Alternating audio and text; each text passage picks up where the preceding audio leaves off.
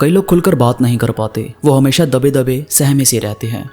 अब इस वजह से कुछ बंदे उन्हें बोंदू भी समझ लेते हैं और कुछ वाकई मानते हैं कि शायद शाये हो सकते हैं, पर उनकी इस शर्म की वजह से कई बार काफ़ी अपॉर्चुनिटी उनके हाथ से निकल जाती है। जैसे किसी ने उनसे पूछा कि हम सब बाहर घूमने जा रहे हैं, बाहर मतलब अपनी सिटी से बाहर, तो तुम्हें चलना है। अब ये बंदा इतना शर्मीला है कि इसने डर के मारे मना ही कर दिया।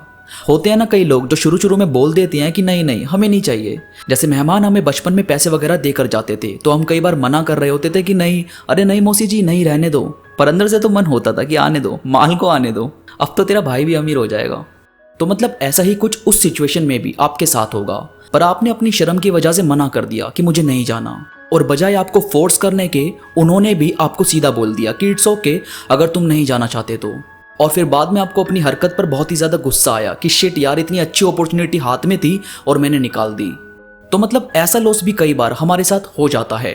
अब कम्युनिकेशन को अच्छी करने के कुछ आसान रास्ते मैं आपको बताने जा रहा हूँ, उन्हें आप ध्यान से सुनना और ऐसा ही कुछ अपनी लाइफ में अप्लाई करना। ये चीज़ वाकई आपकी काफ़ी ज़्यादा हेल्प करेगी।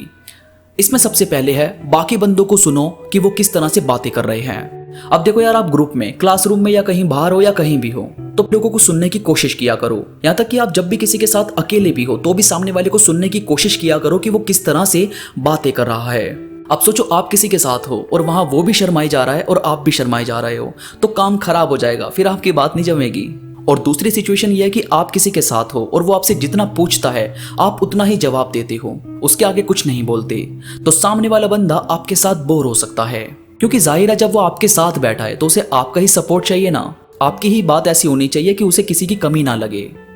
तो बेहतर है आप सामने वाले को सुनिए, उसे देखिए, ऑब्जर्व करिए कि वो किस तरह से बातें कर रहा है। अगर वो कूल है और अच्छी बातें आपसे शेयर करता है तो भाई आप भी उसी हिसाब से अपनी बातें कर सकते हो। इससे सामने वाले में और आप में एक इमोशन बढ़ेगा और आप दोनों अपनी बातचीत बहुत अच्छे से कर पाएंगे। इसके बाद ऐसे क्वेश्चन पूछो जिससे सामने वाले को बोलने का मौका मिले। वो बोलेगा तो आप उसके बारे में जान पाओगे, और जान गए तो आपकी ये जो झिझक है वो कहीं ना कहीं खत्म हो जाएगी। क्योंकि शर्मीले बंदे अपने जानने वालों से थोड़ी शर्माते हैं, वो तो न्यू लोगों से शर्माते हैं। और जब आप जानने लगोगे तो आपके अंदर से डर भी खत्म होने लगेगा।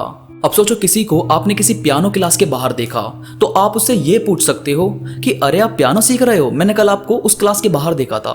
अब वो बंदा ऑटोमेटिकली आपको अपनी लाइफ के बारे में थोड़ा थोड़ा बताने लगेगा कि वो वहां क्यों था। ऐसे ही दूसरा सवाल करना जिसमें उन्हें बोलने का मौका मिले। इसके बाद स्माइल और आवाज में एक नरमपन रहना जरूरी है। अब यार आप किसी को आंख दिखाकर और गुस्से वाली आवाज में पूछोगे कि खाना खाया, तो वो तो डर जाएगा और हो सकता है कि दोबारा आपसे मिलने भी ना आए। तो कोशिश करो आवाज में एक नरमपन रखने की, अपने चेहरे पर हल्की हल्की स्माइल रखने की। ये दिखाती है कि आप कितने पॉजिटिव हो और आपके चारों तरफ पॉजिटिविटी है और आप वही वाइब दूसरे तक पहुंचाते हो। इसके बाद है मिरर। आप चाहो तो खुद से भी सवाल जवाब कर सकते हो, अपने आप को देख सकते हो मिरर में कि आप बात करते वक्त कैसे लगते हो, और खुद को ही सवाल करके खुद को ही सामने वाला शख्स समझकर खुद को ही आंसर भी कर सकते हो। इससे क्या होगा कि होने वाली पॉसिबिलिटीज आपको नजर आने लगेगी कि क्या क्या हो सकता है और आप क्या क्या जवाब दे सकते हो। इसका आपको अभ्यास होगा। मिरर टेक्निक आपकी पर्सनैलिटी को भी सुधारती है। आप जब उसमें खुद को देखते हो तो उससे भी आपके अंदर काफी ज्यादा इंप्रूवमेंट होती है। इसके बाद है अपनी बुद्धि का थोड़ा सा इस्तेमाल करके उनका विश्वास जीतना। अब देखो किसी ऑफिस में आपके बॉस ने कुछ ऐसा डिसीजन लिया जिसकी वजह से कंपनी को एक प्रोजेक्ट का लॉस हो गया। अब सारी कंपनी के मेंबर वगैरह उसे गलत बोलने लगे और उसको भी अपने अंदर काफी ज्यादा गिल्ट महसूस हुआ, पर वो पलटकर एम्प्लॉइज को या अपने साथ के बंदों को कुछ भी नहीं बोल पा रहा था। देन आप सडनली बोलते हो कि इट्स ओके सर, आपकी जगह मैं होता तो शायद मैं भी यही करता।